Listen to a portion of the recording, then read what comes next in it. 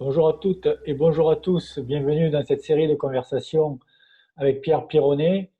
Aujourd'hui, je me présente, je suis Roland Gabrielli, je suis praticien en relaxation biodynamique et accompagnateur bien-être. Je me suis formé auprès de Pierre Pironnet à l'école francophone de relaxation biodynamique. Et aujourd'hui, j'aimerais parler d'un sujet qui concerne peut-être certaines personnes d'entre vous, et dont on a parlé dans les précédentes vidéos par rapport à notre faculté de bien s'entretenir et d'avoir de meilleures possibilités dans notre vie quotidienne, c'est le problème du sommeil. Et j'aimerais savoir si on pourrait apporter des solutions pour avoir une meilleure qualité de sommeil grâce à la relaxation dynamique ou notre proposition que peut nous faire Pierre par des exercices, par exemple. Donc, j'ai le plaisir d'accueillir Pierre Pironnet, qui est l'initiateur de cette pratique. Et bonjour Pierre. Bonjour Roland, merci de m'accueillir sur cette vidéo, cette nouvelle vidéo. Alors qu'est-ce que la relaxation biodynamique? La relaxation biodynamique, c'est comment rester relaxé tout en restimulant les fonctions vitales qui vous permettent d'être à la fois dans une perception globale de votre corps, dans une sensation émotionnelle beaucoup plus grande de votre corps et de tout ce qui vit à l'intérieur. Donc, ce sont des pratiques qui, un, vous permettent de vous relaxer, mais deux, permettent de reconnecter, de resynchroniser, je dirais, toutes les parties vitales de façon à, un, vous libérer des tensions, deux, restimuler l'énergie, et trois, faire en sorte que vous soyez beaucoup moins dans la fatigue et que vous puissiez faire beaucoup plus de choses avec beaucoup moins d'énergie. Alors, tu nous proposes d'aborder aujourd'hui la phase de sommeil. C'est un point important parce que le sommeil, c'est quelque chose que nous vivons tous, plus ou moins bien. Le sommeil, ça se passe la nuit. Et pourquoi le sommeil est important? Parce que le corps, à un moment donné, a besoin de se reposer. Et en fait, la question, c'est qu'est-ce qui se passe quand le corps se repose? Ben, il se met dans un état, je dirais, de relâchement interne. Et il régule son système autonome. Et c'est cette régulation qui vous permet d'aller vous ressourcer et donc de permettre à d'autres parties de se relâcher pour mieux fonctionner après. La difficulté aujourd'hui, c'est que de plus en plus de gens sont pris par des systèmes intensifs d'activité, de travail, de pensée psychologique, etc. Et du coup, pris dans ce piège du toujours plus, eh bien, le mental est toujours en activité. Et donc, en étant dans un mental très actif, heureusement, ça apporte des choses bien, mais pas toujours très bonnes pour le corps, parce qu'à un moment donné, on se coupe de cette sensation physique, et je dirais même qu'on se coupe ou on se met en évitement par rapport à ce qu'on ressent vraiment. Et du coup, on passe des fois à côté de nous-mêmes jusqu'au jour où, malheureusement, on a des douleurs, on se fait mal, on se prend un accident, on ne sait pas pourquoi, et alors que tout ça était parfaitement organisé, si ce n'est que par vous-même. Alors, le sommeil est quelque chose qui nous permet de nous ressourcer, mais si vous endormez le soir avec beaucoup d'activité cérébrale, bah, vous allez gigoter, vous allez dormir la nuit, vous allez vous réveiller le matin, vous serez complètement fatigué et vous n'aurez pas atteint votre récupération normale de sommeil. Donc, la question qui nous intéresse aujourd'hui, c'est comment faire face au sommeil et comment trouver des outils pratiques qui vous permettent de mieux dormir la nuit. Alors, si vous voulez demain vous réveiller avec une meilleure forme et une meilleure santé, si vous voulez être plus présent dans la conscience de votre corps et dans ce que vous vivez, alors vous êtes à la bonne place. Alors, j'imagine que si tu me proposes d'aborder le sommeil, c'est parce que peut-être un certain nombre des gens que tu rencontres, Roland ou toi-même, avaient vécu de par le passé des situations traumatiques. Est-ce que tu as comme ça des exemples de personnes qui ont des troubles du sommeil? Oui, merci Pierre. Déjà, oui, je vais parler pour mon cas personnel, puisque, comme je l'ai dit dans la précédente vidéo, j'ai commencé à travailler très jeune dans la restauration, les boîtes de nuit, et dans ce monde-là où les horaires sont décalés. J'ai travaillé longtemps la nuit, et donc voilà, mes cycles de sommeil ont été très perturbés. Et c'est vrai que c'est difficile de retrouver un rythme et on ne prend pas conscience de l'importance. On sait depuis notre plus jeune âge, enfin on ne sait pas, pardon, on entend depuis notre plus jeune âge qu'il faut aller se coucher de bonne heure, qu'il faut aller dormir, mais on ne sait pas trop vraiment pourquoi. Là, tu nous as donné un peu l'explication de pourquoi, peut-être pour nous en dire un peu plus aussi, parce que c'est important de le comprendre, de le savoir, que notre système autonome va se réguler pendant la nuit. Mais puis après, dans l'adolescence ou même quand on est jeune, on n'a pas forcément cette conscience-là. Et donc après, on a les rythmes de sommeil qui sont perturbés. Et ben, évidemment, il y a aussi moi, beaucoup de personnes que je connais qui ont ces difficultés-là, que ce soit d'endormissement.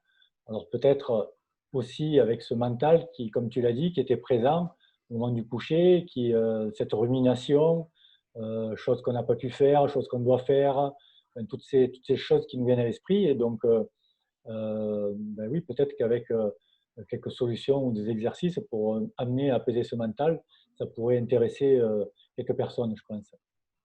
Alors, c'est ce qu'on va faire maintenant. D'abord, on va comprendre.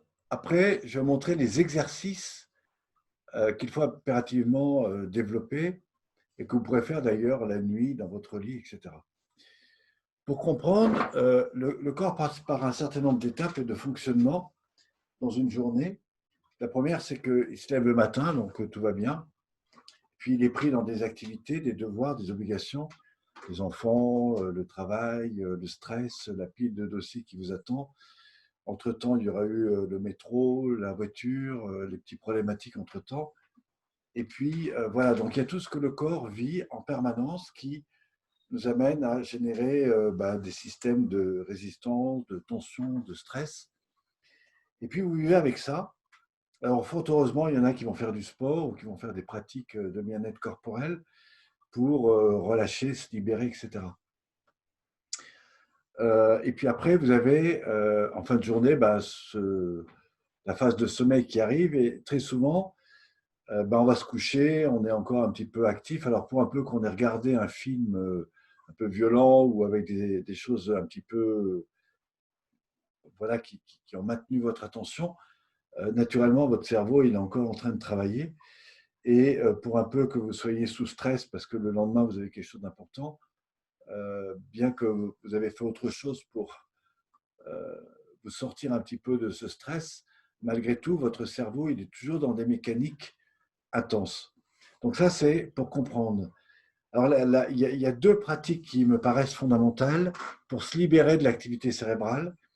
C'est celle que nous avons démontrée notamment quand on parlait du burn-out.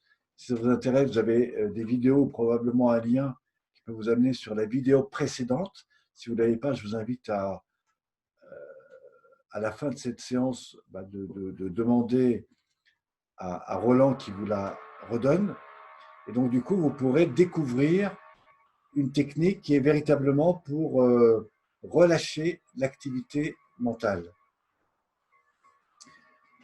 La deuxième chose qui me paraît importante, c'est comment vous dormez la nuit. Alors, si par exemple, vous êtes allongé et que vous commencez à tourner, à mentaliser, il y a plusieurs choses que je vous invite à faire en premier. La première, c'est de revenir au niveau de votre respiration, c'est-à-dire reprenez contact avec votre respiration volontaire. Ça va apaiser votre esprit, ça va ouvrir votre corps, ça va vous relier à vous-même. La deuxième chose que je vous invite à faire, c'est que si vous êtes allongé sur le dos, vous remontez les genoux. Autrement dit, vous avez les genoux comme ça, le corps ici et la tête là. Évitez de mettre un coussin, soyez le dos le plus plat possible. Si vous avez un lit qui fait un hamac, trouvez un espace où c'est plutôt plat et solide et posez-vous. Et là, vous prenez acte de votre respiration au niveau thoracique et en soufflant, vous allez petit à petit reconnecter avec votre bassin. Et vous retravaillez sur cette respiration profonde qui vous relie davantage à la fois à votre bassin, à votre dos et à votre partie thoracique. Et au bout d'un moment, en restant en contact de cette respiration, vous allez porter votre attention sur le bassin. Et en fait, vous allez créer une ondulation de l'axe bas du lombaire, c'est-à-dire en remettant le mouvement comme il est démontré sur la vidéo ancienne, donc la dernière, c'est cette mise en mouvement de l'axe bas du dos lombaire qu'on a fait précédemment assis par ce mouvement de rotation et que je vous invite à faire allongé, les genoux remontés. Et là, vous avez un mouvement du bassin qui va se faire naturellement. Cette technique est intéressante parce qu'elle va relâcher toutes les zones de contrainte qu'il y a dans le bas du dos et qui très souvent réactivent le mental. Donc cette pratique animée par votre respiration va désolidariser justement la zone bas du dos lombaire et en même temps vous allez ressentir une ondulation qui va remonter dans tout l'axe du dos. Alors là, ça devient intéressant parce que non seulement vous remobilisez le bassin qui agit sur le bassin viscéral et tout ce qui est autour, mais vous agissez également sur tout l'axe dos colonne vertébrale. Et mieux encore, vous rétablissez les liens entre le haut et le bas qui passent par le système autonome interne et qui gère tout l'appareil de votre corps. Et plus vous faites ça de manière fluide et lente, plus vous allez ressentir cette ondulation qui, en même temps, et pour le troisième avantage, va libérer petit à petit toutes les points de fixation qui se sont solidifiés autour des muscles internes au niveau organique, musculaire, etc. Et donc, vous rentrez dans une véritable libération. C'est ce qui nous amène vers cette relaxation biodynamique, c'est-à-dire par la transmission du mouvement et la reconsidération de l'attention au corps. En fait, ce qui va se passer au bout d'un moment, quand vous ferez ça très lentement, c'est que vous allez désactiver complètement le cérébral et vous allez vous ouvrir au champ corporel. Et là, vous finissez tranquillement. Et à un moment donné, que vous êtes dans l'immobilité, vous inspirez. Et là, doucement, vous laissez glisser une jambe après l'autre dans votre lit. Vous écartez les bras, vous inspirez. Les mains tournées vers le bas, vous relâchez en soufflant. Mieux encore, vous ramenez les mains au centre, vous étirez les paumes loin derrière la tête, vous poussez sur vos talons, donc les jambes et tout le corps est en extension. Et là, vous relâchez tout, les bras, les jambes, le dos, la colonne, et vous vous posez pendant un instant et vous comptez jusqu'à peu près, enfin vous comptez pas, vous laissez votre mental aller et surtout pas dans les idées que vous portiez avant, mais simplement dans les rythmes de votre respiration. Alors, il existe une autre technique, mais ça, je ne peux pas vous la donner maintenant. Si vous allez sur le site relaxation-biodynamique.com, en première page, donc sur la page d'accueil, vous allez tout en bas et vous avez tout un ensemble de problématiques sur lesquelles je réponds et qui, comment récupérer 3 heures de sommeil en 20 minutes. Cette technique est complémentaire à celle que je viens de vous donner et je peux vous garantir qu'elle est extrêmement efficace. Alors, elle n'est pas efficace le premier jour, elle l'est quand même parce que vous faites un travail, ça va vous détendre. Mais par contre, si vous donnez l'occasion de le répéter régulièrement, je vous promets qu'après, vous avez un outil que vous pouvez vous utiliser à n'importe quel moment et qui peut même vous permettre de programmer n'importe quelle heure de réveil le lendemain, même si vous couchez à 1 heure du matin, vous pouvez, après cet exercice, mentaliser un réveil, par exemple, à 6h, 6h30, et je vous garantis que vous serez en pleine forme au moment où vous prévoirez votre réveil. C'est vraiment des pratiques qui existent, qui fonctionnent. Il y a des moyens pour les mettre en place, et moi, je vais vous montrer comment le faire, comment vous pouvez accéder à cela, et c'est vraiment efficace pour ceux qui, peut-être comme vous, en auraient besoin. Voilà un peu pour ce que je pouvais t'apporter aujourd'hui, Roland. Est-ce que ça te convient? Oui, tout à fait, Pierre. Merci, merci pour ces précisions. Ça me ramène dans l'exercice que tu nous as amené. Merci pour proposer ces exercices-là qu'on utilise, qu'on pratique nous allongés sur le sol. Donc évidemment, on l'a dit dans la précédente vidéo, le mouvement du bassin, on le pratique debout, on le pratique assis, mais on le pratique allongé aussi. Et ça m'amène à une réflexion sur la pratique de la Magic Table. Et donc un retour que j'ai eu d'une personne que j'ai accompagnée sur la table et qui est kinésithérapeute, qui pratique un sport intense puisqu'elle fait de la boxe. C'est une dame, mais elle fait de la boxe. Et donc, après avoir fait 2 séances sur la table, elle m'a dit qu'elle avait vraiment eu un changement au niveau de sa qualité du sommeil, que ça faisait longtemps qu'elle n'avait pas aussi bien dormi. Donc, ça m'a Ouais. rappelé ce témoignage-là à partir de cet exercice-là, et je comprends que peut-être, sans doute, c'est cet exercice-là, un de ces exercices-là qui peut amener cette meilleure qualité de sommeil. Donc, merci. Alors, je vais rajouter quelque chose de très important à ce que tu dis. Tous les étés, je suis à Pralognan-la-Vanoise, dans une école qui accompagne des gens dans le monde du développement personnel, et particulièrement avec des outils qu'on appelle la PNL. Donc, il y a plusieurs cycles d'évolution. En fait, tous les matins, je propose des activités en groupe et la journée, c'est-à-dire entre midi et 2 ou en fin de journée, je propose des accompagnements sur table. Il faut savoir que entre le 20 juillet et le 30 août, j'ai entre 100 et 120 personnes qui viennent me rencontrer, avec qui je propose des pratiques sur table. Il n'y en a pas un qui ne m'ait pas dit, après une séance, qu'il avait mieux dormi. Et pourtant, on est à la montagne, les gens sont bien, sont venus pour se détendre, bon, même s'ils sont un petit peu en formation. Alors, c'est vrai qu'ils sont beaucoup dans des formations, je dirais, à la journée, dans lesquelles le mental travaille beaucoup. Et en tout cas, quand ils vivent ces expériences, à chaque fois, ils me disent waouh, j'ai passé une nuit de sommeil comme jamais j'ai passé. Alors, si je vous dis ça, c'est parce que vous avez Roland, qui est vraiment un spécialiste de l'accompagnement sur table. Et je vous invite réellement à faire comme cette dame qui fait de la boxe, à prendre rendez-vous avec lui. Mais ne faites pas qu'une séance. Ça vous fera très bien une séance. Mais programmez-en au moins 5 ou 10.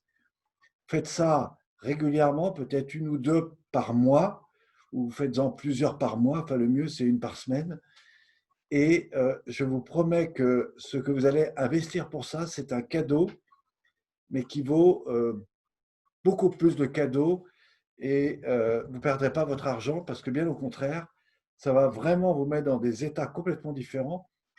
Vous savez, dans la formation, on considère qu'il y a 4 étapes.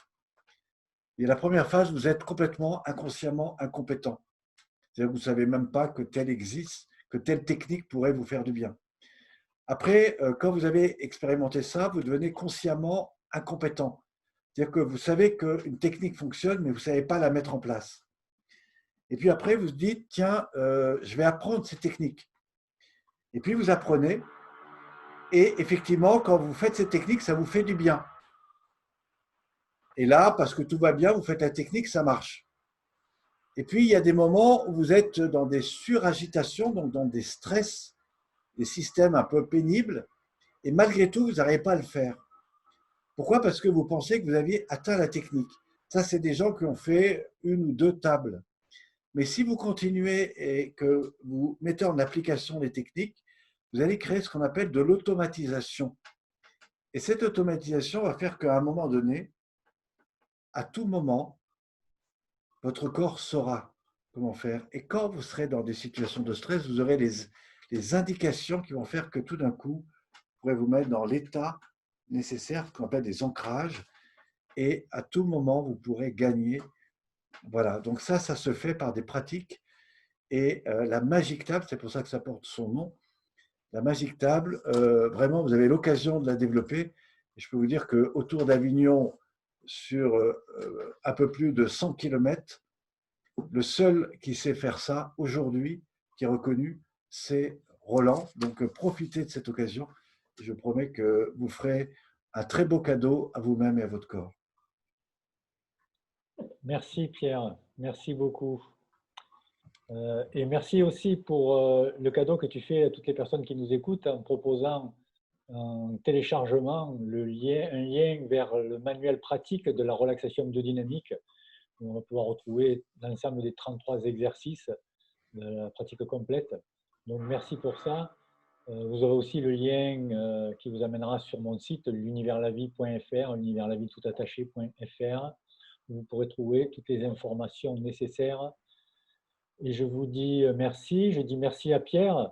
Le prochain sujet de notre entretien, si tu es d'accord, je te propose de pouvoir évoquer un sujet qui là aussi, à mon avis, concerne beaucoup de personnes, en tout cas c'est le cas dans mon entourage, des personnes qui ont des difficultés par rapport à des douleurs dans le dos, alors qui peuvent être liées soit à des douleurs, ce qu'on appelle sciatiques, douleurs de la sciatique, ou des douleurs liées à un lumbago ou à une lombalgie. Voilà, si tu veux bien aborder ce thème la prochaine fois, Pierre. Eh écoute, oui, avec grand plaisir. Alors, tout ça, ça peut être lié aussi à des problèmes, des fois alimentaires, des manques d'eau, des situations complexes que le corps a gardées en mémoire. Ça peut être aussi une mauvaise gestion de son acidité au niveau du corps. Alors, moi, je ne suis pas médecin, mais je peux vous proposer des solutions, en tout cas, qui peuvent vous aider et qui peuvent vous permettre d'éclairer des zones d'ombre en vous, en tout cas, qui peuvent vous permettre d'aller mieux ou de mieux faire face à ces situations. Et c'est avec grand plaisir que je ferai ça pour toi, euh, Roland. Merci à toi. Merci beaucoup, Pierre. Je suis sûr qu'elle sera aussi très intéressante, comme toutes les vidéos qu'on a fait ensemble. Je te remercie grandement pour ta présence et ta disponibilité pour venir partager avec nous toute ton expérience et tout ce que ça peut amener comme bien-être autour de toutes les personnes qui nous écoutent et auxquelles on accompagne aussi régulièrement. Donc, merci Pierre, merci à toutes, à tous. Je vous dis au revoir et à très bientôt.